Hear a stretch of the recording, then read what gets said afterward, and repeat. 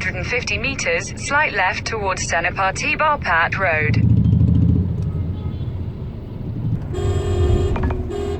In 200 meters, turn left onto Gokul Road.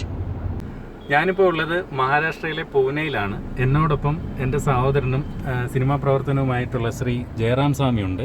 അപ്പോൾ ഞങ്ങളിപ്പോൾ പോകുന്നത് പൂനെയിലുള്ള പൂനെ ഫിലിം ഇൻസ്റ്റിറ്റ്യൂട്ടിലേക്കാണ്.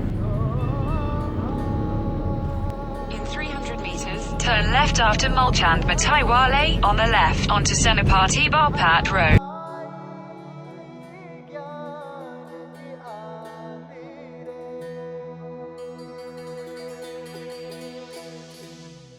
ജയറാമിൻ്റെ സുഹൃത്തുക്കൾ കുറച്ച് പേര് ഈ പൂനെ ഫിലിം ഇൻസ്റ്റിറ്റ്യൂട്ടിലുണ്ട്. അപ്പോൾ അവരുടെ ക്ഷണപ്രകാരമാണ് ഞങ്ങൾ പൂനെ ഫിലിം ഇൻസ്റ്റിറ്റ്യൂട്ടിൽ പോകുന്നത്.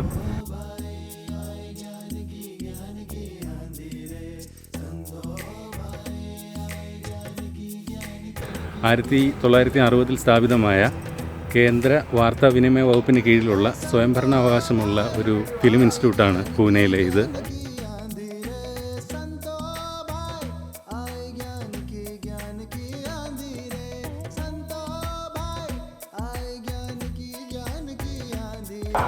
ഇവിടെ എനിക്ക് പിന്നിലായിട്ട് കാണുന്നത് പൂനെ ഫിലിം ഇൻസ്റ്റിറ്റ്യൂട്ടിലെ ഷൂട്ടിംഗ് ഫ്ലോറാണ്. നമുക്കിവിടെ ചിത്രങ്ങൾ ഷൂട്ട് ചെയ്യാനും അങ്ങനെയുള്ള മറ്റ് പഠന കളരി നടത്തുന്നത് ഈ ഒരു ഭാഗത്ത് വെച്ചിട്ടാണ്. ഇവിടെ ഷൂട്ടിങ്ങിന് വേണ്ടിയിട്ടുള്ള ഒരുവിധമുള്ള എല്ലാ സെറ്റുകളും അല്ലെങ്കിൽ അതിനുവേണ്ടിയുള്ള എല്ലാ ഉപകരണങ്ങളും ഇവിടെ തയ്യാറാക്കിയിട്ടുണ്ട്.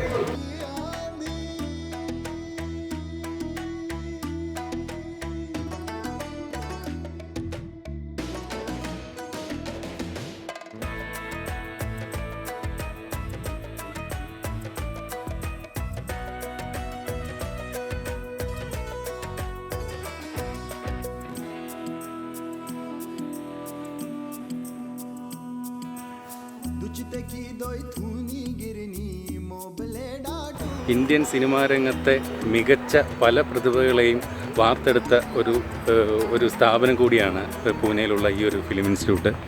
അതായത് സത്യജിത് റായ് മുതൽ പുതിയ തലമുറയിൽപ്പെട്ട നിരവധി ചലച്ചിത്ര താരങ്ങളെയും സിനിമാ പിന്നണി പ്രവർത്തകരെയും സംഭാവന ചെയ്ത ഒരു ഇൻസ്റ്റിറ്റ്യൂട്ടാണ് പൂനെയിലെ ഈ ഫിലിം ഇൻസ്റ്റിറ്റ്യൂട്ട്.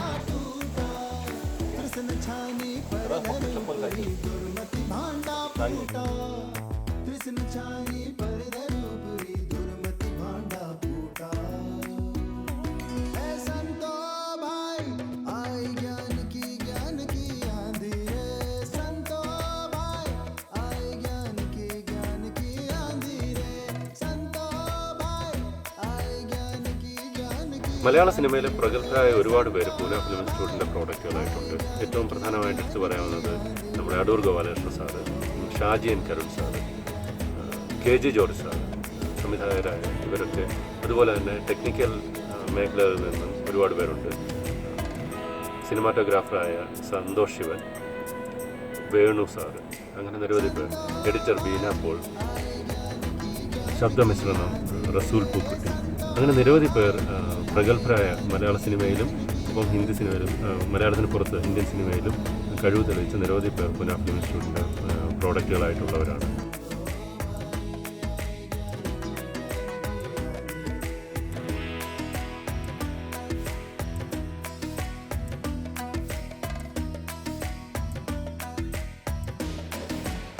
ആയിരത്തി 1960 പൂനെ ഫിലിം ഇൻസ്റ്റിറ്റ്യൂട്ട് ഇവിടെ സ്ഥാപിതമായത്. സിനിമ, ടെലിവിഷൻ രംഗത്തെ ഒരുവിധമുള്ള എല്ലാ കോഴ്സുകളും ഈ ഇൻസ്റ്റിറ്റ്യൂട്ടിൽ ഇവിടെ പാഠ്യവിഷയമാണ്. അതായത് ഉദാഹരണത്തിന് സിനിമയിലെ അഭിനയം, സംവിധാനം, എഡിറ്റിംഗ്, അങ്ങനെയുള്ള ഏത് മേഖലയും സിനിമയിലുള്ള എല്ലാ മേഖലകളും ഇവിടെ പാഠ്യവിഷയമാകുന്നു എന്നുള്ളതാണ് പൂനെ ഫിലിം ഇൻസ്റ്റിറ്റ്യൂട്ടിൻ്റെ പ്രത്യേകത.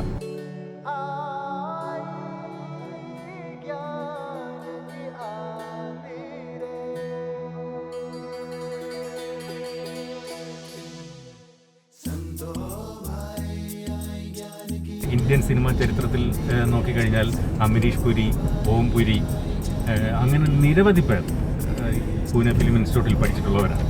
ഇപ്പോൾ പ്രശസ്ത ബോളിവുഡ് നടനും സംവിധായകനും ഒക്കെയായ ശ്രീ അനുപം ഖേറാണ് പൂനെ ഫിലിം ഇൻസ്റ്റിറ്റ്യൂട്ടിൻ്റെ ഡയറക്ടറായിട്ട് പ്രവർത്തിച്ചു വരുന്നത്. കേന്ദ്ര വാർത്താവിനിമയ വകുപ്പിൻ്റെ കീഴിലുള്ള സ്വയംഭരണാവകാശമുള്ള ഒരു ഇൻസ്റ്റിറ്റ്യൂട്ടാണ് പൂനെ ഫിലിം ഇൻസ്റ്റിറ്റ്യൂട്ട്.